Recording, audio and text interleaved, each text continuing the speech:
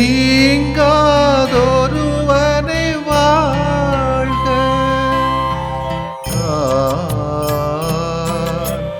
ஒளி பொருந்திய அழியாத ஆன்மா,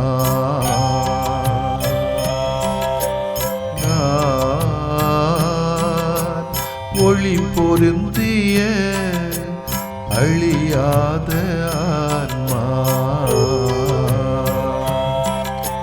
நீ என்னில் நான் உன்னில் ஈஸ்வரா, நீ என்னில் நான் உன்னில் ஈஸ்வரா.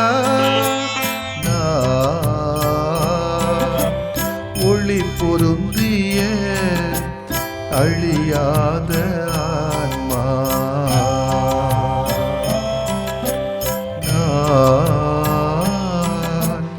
ஒளி பொருந்திய அழியாத ஆன்மா.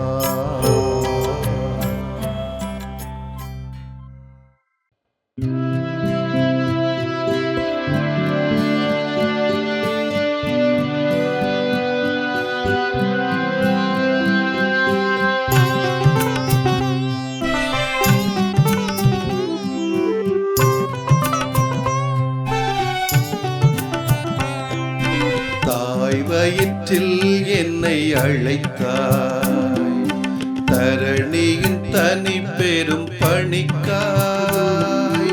தகுதியில்லா என்னை தேர்ந்தெடுத்தாய், இறை இரக்கத்தில் மலரும் அன்பனப்பூவாய். வந்தேன் வந்தேன் இறைவா,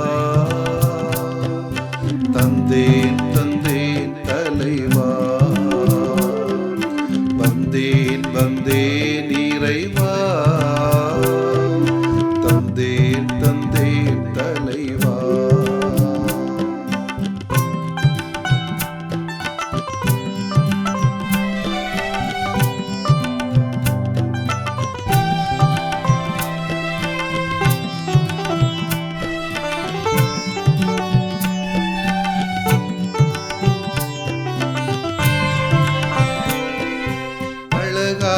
தேசத்தில் என்னை படைத்து அன்பினில் தோழமையாகிடவே,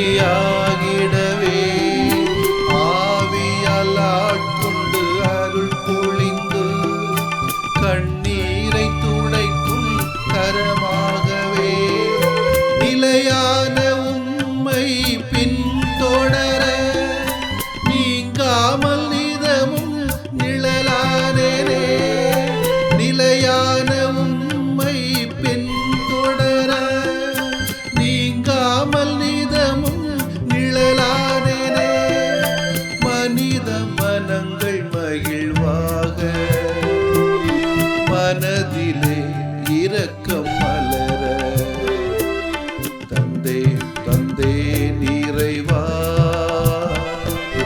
தந்தே தந்தே தலைவா. வந்தேன் வந்தேன் இறைவா, தந்தேன் தந்தேன் தலைவா.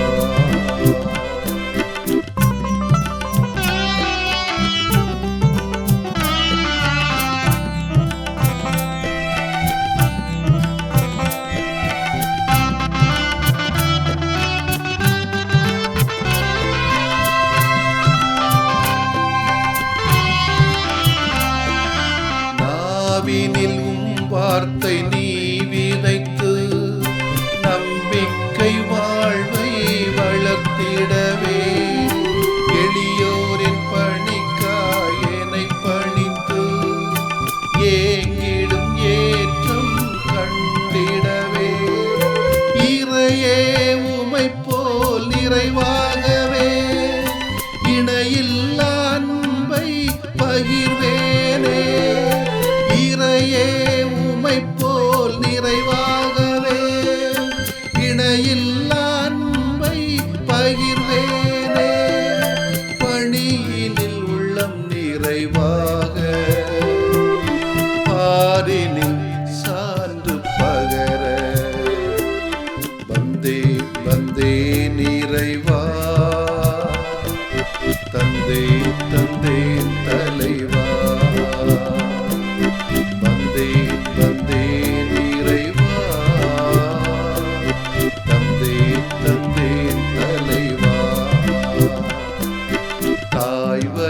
காலத்தில் என்னை அழைத்தார். தரணியின் தனி பெரும் பணிக்காய் தகுதியில்லா என்னை தேர்ந்தெடுத்தாய். இறை இரக்கத்தில் மலரும் அர்ப்பணப்பூவாய். லூக்கா எழுதிய நற்செய்தி அலகு 5 இறை சொற்றொடர்கள் 1 முதல் 11 வரை. அக்காலத்தில் இயேசு கெனேசரத் ஏரிக்கரையில் நின்று கொண்டிருந்தார். திரளான மக்கள் இவ்வார்த்தையை கேட்பதற்கு அவரை நெருக்கிக் கொண்டிருந்தனர். அப்போது ஏரிக்கரையில் 2 படகுகள் நிற்க கண்டார். மீனவர் படகை விட்டு இறங்கி வலைகளை அலசி கொண்டிருந்தனர். அப்படகுகளில் ஒன்று சீமோனுடையது. அதில் இயேசு ஏறினார். அவர் கரையிலிருந்து அதை சற்றே தள்ளும்படி அவரிடம் கேட்டுக்கொண்டு படகில் அமர்ந்தவாறே மக்கள் கூட்டத்துக்கு கற்பித்தார். அவர் பேசி முடித்த பின்பு சீமோனை நோக்கி, ஆழத்திற்கு தள்ளி கொண்டு போய் மீன் பிடிக்க உங்கள் வலைகளை போடுங்கள் என்றார். சீமோன் மறுமொழியாக, ஐயா, இரவு முழுவதும் நாங்கள் பாடுபட்டு உழைத்தும் ஒன்றும் கிடைக்கவில்லை. ஆயினும் உமது சொற்படியே வலைகளை போடுகிறேன் என்றார். அப்படியே அவர்கள் செய்து பெருந்திரளான மீன்களை பிடித்தார்கள். வலைகள் கிளியத் தொடங்கவே மற்ற படகில் இருந்த தங்கள் கூட்டாளிகளுக்கு சைகை காட்டி துணைக்கு வருமாறு அழைத்தார்கள். அவர்களும் வந்து 2 படகுகளையும் மீன்களால் நிரப்பினார்கள். அவை மூழ்கும் நிலையில் இருந்தன. இதை கண்ட சீமோன் பேதுரு இயேசுவின் கால்களில் விழுந்து, ஆண்டவரே, நான் பாவி, நீர் என்னை விட்டு போய்விடும் என்றார். அவரும் அவரோடு இருந்த அனைவரும் மிகுதியான மீன்பாட்டை கண்டு திகைப்புற்றனர். சீமோனுடைய பங்காளிகளான செபதேயின் மக்கள் யாக்கோவும் யோவானும் அவ்வாறே திகைத்தார்கள். இயேசு சீமோனை நோக்கி, அஞ்சாதே, இது முதல் நீ மனிதரை பிடிப்பவனாவாய் என்று சொன்னார். அவர்கள் தங்கள் படகுகளை கரையில் கொண்டு போய் சேர்த்த பின் அனைத்தையும் விட்டுவிட்டு அவரை பின்பற்றினார்கள். ஆண்டவரின் அருள்வாக்கு. இறைவா உமக்கு நன்றி. கிறிஸ்து இயேசுவிலே பிரியமுள்ள சகோதர சகோதரிகளை, பொது காலத்தின் 5வது ஞாயிற்றுக்கிழமையை சிறப்பிக்கின்றோம். அழைக்கிற இறைவன் ஆள் பார்த்து, ஜாதி பார்த்து, படிப்பு பார்த்து, அழகு பார்த்து, பணம் பார்த்து, தகுதி பார்த்து அழைப்பது இல்லை. ஆனால் அழைக்கப்படுகின்றவர்களை தகுதியாக்குவதுதான் கடவுளுடைய தகுதி. அப்படி என்று சொன்னால் கடவுள் எதை விரும்புகிறாரோ அதை துணிச்சலோடு கடவுளுடைய சொற்படி, இயேசுவின் சொற்படியே அந்த பணியை செய்வதுதான் சால சிறந்தது. அந்த சொல் என்னவென்று சொன்னால், மனிதர்களை பிடிப்பவராக்க வேண்டும், மனுஷத்தன்மையை மானுடத்திலே வளரச் செய்ய வேண்டும், அதற்கான கருவிகளாக நாம் மாற வேண்டும் என்பதுதான். அது நடக்குதா என்று கேட்டால்தான் கொஞ்சம் கவலையாக இருக்கும். இந்த உலகத்தை சுற்றி ஓரளவு பார்க்கிற வேளையில் ஒரு சில அழைக்கப்பட்டவர்களை தவிர மீதி எத்தனை பேரையும் பார்க்கிற பொழுது பல காரணங்கள் இருக்கலாம் ஏன் இப்படி இருக்கிறார்கள் என்பது. பல கேள்விகள் எனக்குள்ளே எழுவதுண்டு.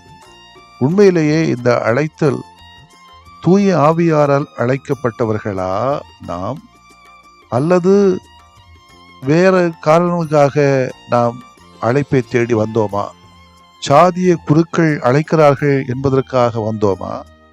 அல்லது ஜாதிய குருக்கள் தங்கள் ஜாதியிலே அதிகமாக்கப்பட வேண்டும் என்பதற்காக அனுப்பி விடுகிறார்களா? ஃபார்மேஷன் சென்டர்களிலேயே இவன் சரியில்லை என்று சொல்கிற சமயத்தில் ஒரு ஜாதியத்தினுடைய அழுத்தம் வந்தவுடன் ஏன் நிலை தடுமாறுகிறது அதிபர்கள் மத்தியிலே? அழைப்பை உணர்ந்துதான் இவர்கள் வருகிறார்களா? அல்லது வந்தபின் அழைப்பை ஏற்றுக்கொள்கிறார்களா? அல்லது வந்தபின் அழைப்பின் தன்மை மாறி சரி வந்துட்டோம் பிழைச்சிருவோம் என்றே தன்னுடைய பணியை தொடங்குகிறார்களா? இல்லை பிழைப்பிற்கான ஒரு வழி இதுதான், துபாயில் சம்பாதிக்கிறது போல ஒயிட் காலர் ஜாப் போல நினைச்சுக்கிட்டு இது வர்றாங்களா? அல்லது குடும்ப அந்தஸ்து, குடும்ப பெருமைக்காக நீ சாமியாரை போல சிஸ்டரா போல நான் செத்துருவேணியாரா அம்மா அப்பா சொல்லிட்டாங்க அதற்காக வேண்டி கூட அழைக்கப்பட்டு வருகிறார்களா? இப்படியாக அன்புக்குரியவர்களே பல கேள்விகள். இந்த கேள்விக்கு பதில் என்னன்னு தெரியல. ஆண்டவர் சொற்படியே நீங்கள் மனிதர்களை பிடிப்பவர்களாக மாற வேண்டும். நம் ஆண்டவர் இயேசு முதல் சீடர்களான பேதுருவை மற்றவர்களையும் அழைக்கின்ற போது அவர்களை மீன் பிடித்து கொண்டிருந்தார்களாம். வயதிலும் சரி அனுபவத்திலும் சரி பேதுரு இயேசுவை காட்டிலும் கடலையும் அங்கு மீன் பிடிப்பது எப்படி என்பதை பற்றி நன்கு நுட்பமாகவே அறிந்திருப்பார் என்றால் மிகையாகாதானால் இயேசு அவரிடம் சென்று வலையினை அதுவும் சற்று முன்பு வரை இரவெல்லாம் கண்பிடித்து மீன்பிடித்து எதுவும் இல்லை என வந்துவிடம் மீண்டுமாய் போய் வலையை வீசுங்கள் என்று ஆண்டவர் இயேசு கூறுகிறார். இதில் உண்மையிலேயே நாம் நம் முதல் திருத்தந்தை பேதுருவின் நம்பிக்கையை பாராட்ட வேண்டும். வலையை போட்டவருக்கு வலைகள் கிழிந்து போகின்ற அளவிற்கு ஏராளமான மீன்கள் அகப்பட்டன. இது நமக்கு என்ன பாடத்தை தருகிறது?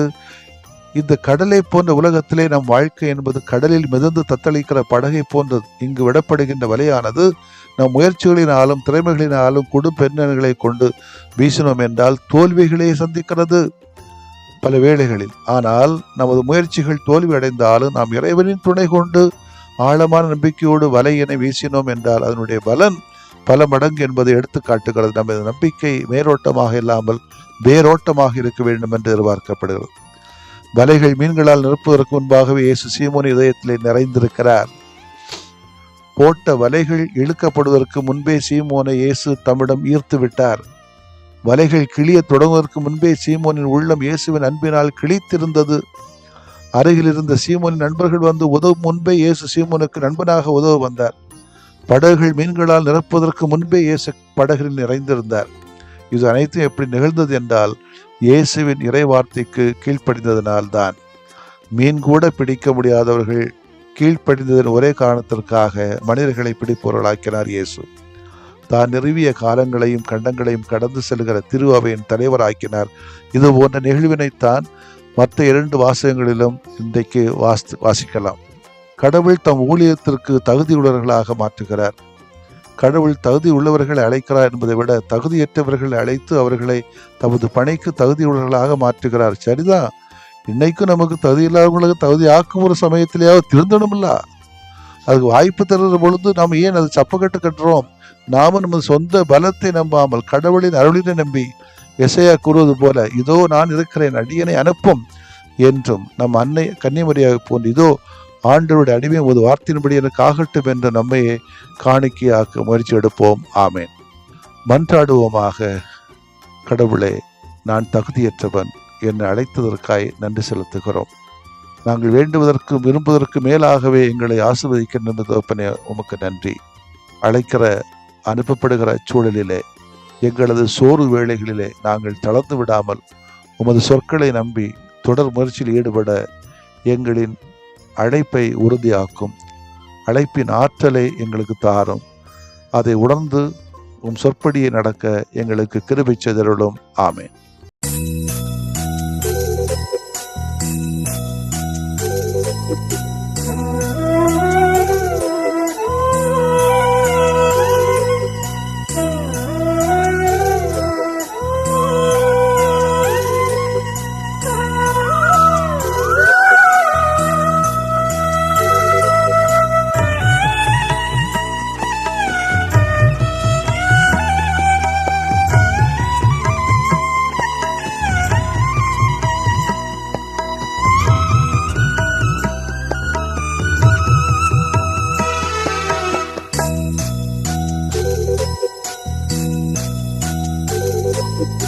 ஆண்டவரே, என் வேண்டல் கேட்டருள்வீரே. ஆறுதலாய் எனக்கு நீர் அடைக்கலமாகும். ஆண்டவரே, என் வேண்டல் கேட்டருள்வீரே. ஆறுதலாய் எனக்கு நீர் அடைக்கலமாகும். என் துயரம் எதுவென்று நீர் அறிவீரே. எனக்குதவி நீரென்று நம்பி வந்தேனே. ஆண்டவரே, ஆண்டவரே, என் வேண்டல் கேட்டருள்வீரே. ஆறுதலாய் எனக்கு நீர் அடைக்கலமாகும்.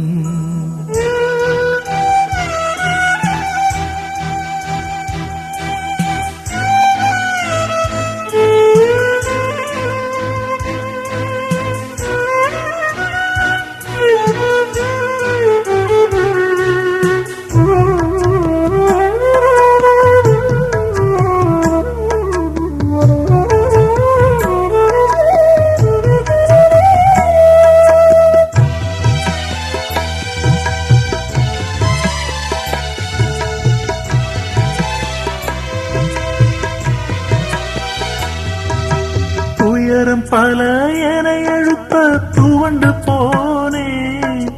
துடுப்பிழந்த படகாக தனிமையானே.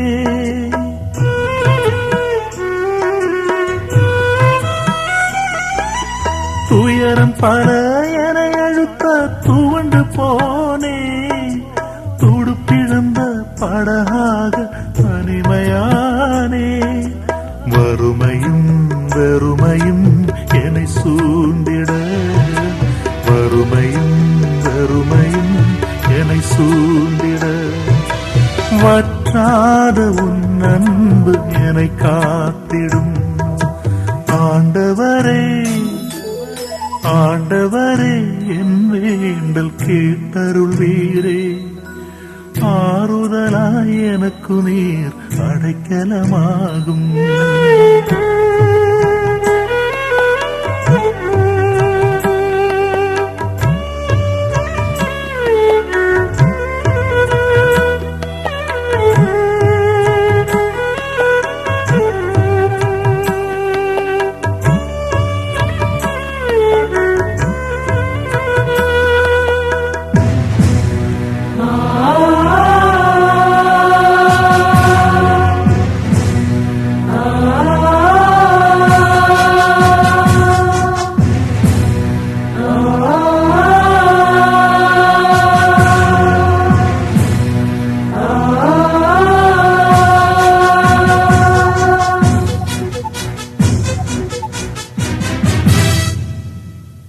அநியாய செயல் கண்டு உள்ளம் அழுதேன்.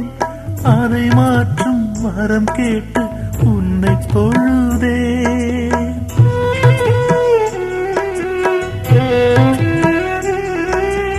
அநியாய செயல் கண்டு உள்ளம் அழுதேன். அதை மாற்றும் வரம் கேட்டு உன்னை தொழுதேன்.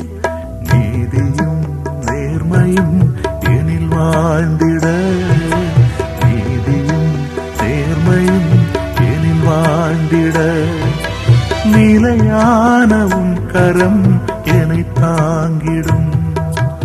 ஆண்டவரே என் ஆண்டவரே, ஆண்டவரே என் வேண்டல் கேட்டருள்வீரே. ஆறுதலாய் எனக்கு நீர் அடைக்கலமாகும். என் துயரம் எதுவென்று நீர் அறிவீரே. எனக்குதவி நீரென்று நம்பி வந்தேனே. ஆண்டவரே என் வேண்டல் கேட்டருள்வீரே. ஆறுதலாய் எனக்கு நீர் அடைக்கலமாகும்.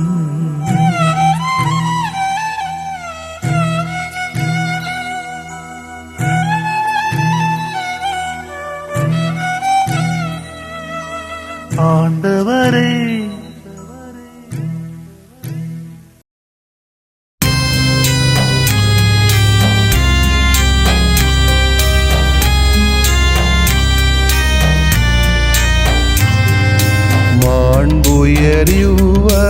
மாண்புயரிவருள்ளடையாளத்தை தாழ்ந்து பணிந்து ஆராதிப்போ. பழைய நியம முறைகள் அனைத்தும் இனி மறைந்து முடிவு பெறுக. புதிய நியம முறைகள் வருக. புலன்களாலே மனிதன் இதனை அறிய இயலா. குறைகள் நீக்க நம்பிக்கையின் உதவி பெறுக.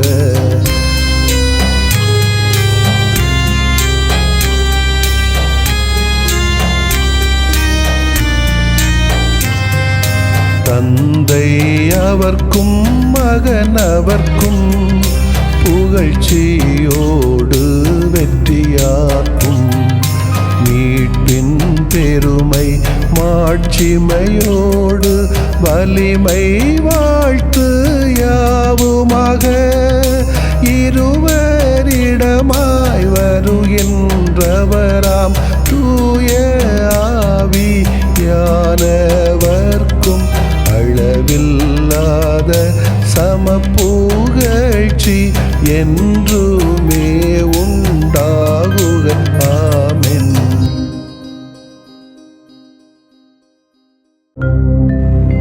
வானின்று அவர்களுக்கு அப்பமளித்தீரே, இனிமையெல்லாம் தன்னகத்தில் கொண்ட அப்பம் இதுவே. மன்றாடுவோமாக. இறைவா, இந்த வியப்புக்குரிய அருளடையாளத்திலே உம்முடைய பாடுகளின் நினைவை எங்களுக்கு விட்டு சென்றீ. உம் திருவுடல் திருநத்தமாகியவற்றின் தூய மறைவருளை வணங்கும் நாங்கள் உமது மீட்பின் பயனை இடைவிடாமல் துய்த்து உணர்ந்து மகிழ அருள்வீராக. தந்தையாகிய இறைவனோடும் தூய ஆவியாரின் ஒன்றிப்பில் இறைவனா என்றென்றும் வாழ்ந்து ஆட்சி செய்கின்ற உம்மை மன்றாடுகிறோ.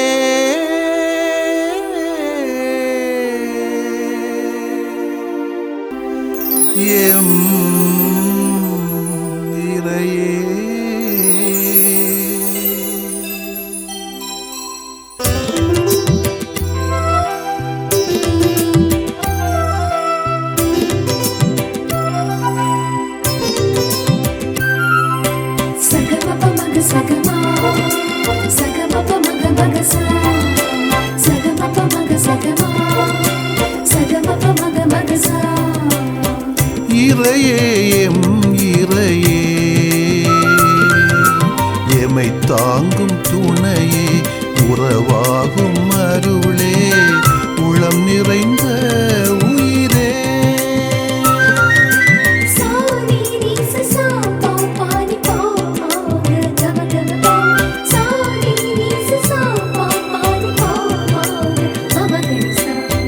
இறையே எம் இறையே,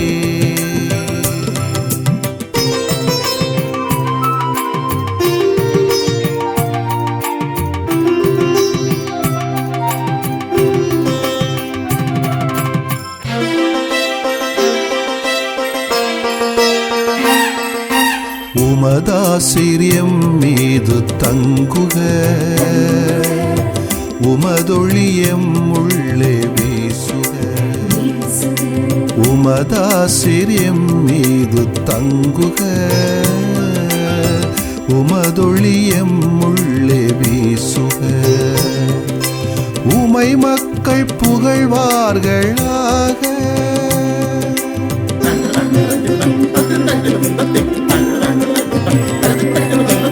உமை மக்கள் புகழ்வார்களாக, மாந்தர் உமை போற்றுவார்களாக. இரக்கம் எமை தேற்றுக, உமதாற்றல் எமை நிரப்புக. இரக்கம் எமை தேற்றுக, ஆற்றல் எமை நிரப்புக. இறையே எம் இறையே,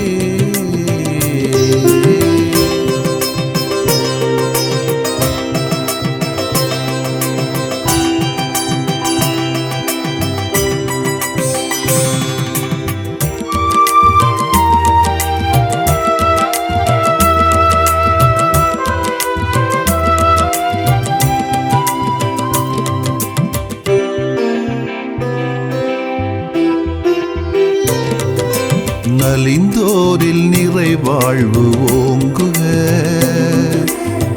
உரிமையில் நிலை பெற்று நல்குக. நலிந்தோரில் நிறைவாழ்வு ஓங்குக. உரிமையில் நிலை பெற்று நல்குக. உமதருளால் வாழ்வார்களாக.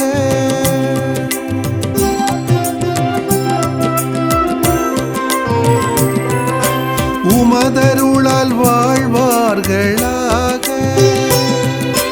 உமதன்பில் மகிழ்வார்களாக. உம் கருணை எமை தாங்குக. உம் பரிவு எமை மாற்றுக. உம் கருணை எமை தாங்குக. உம் பரிவு எமை மாற்றுக. இறையே எம் இறையே, எமை தாங்கும் துணையே, உறவாகும் அருளே, உளம் நிறைந்த உயிரே.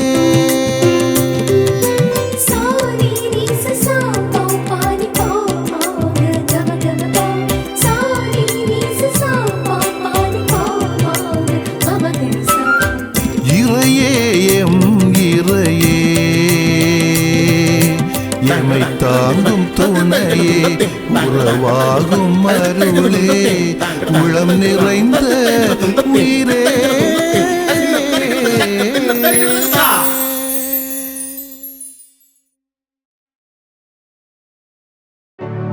நிலையான புகழுக்குரிய தூய இறை நன்மைக்கு எல்லா காலமும் தொழுகையும் புகழும் போற்றியும் ஆட்சிமையும் உண்டாக கடவது. போற்றியும் ஆட்சிமையும் உண்டாக கடவது. தந்தை, மகன், தூய ஆவியாரின் பெயராலே ஆமென்.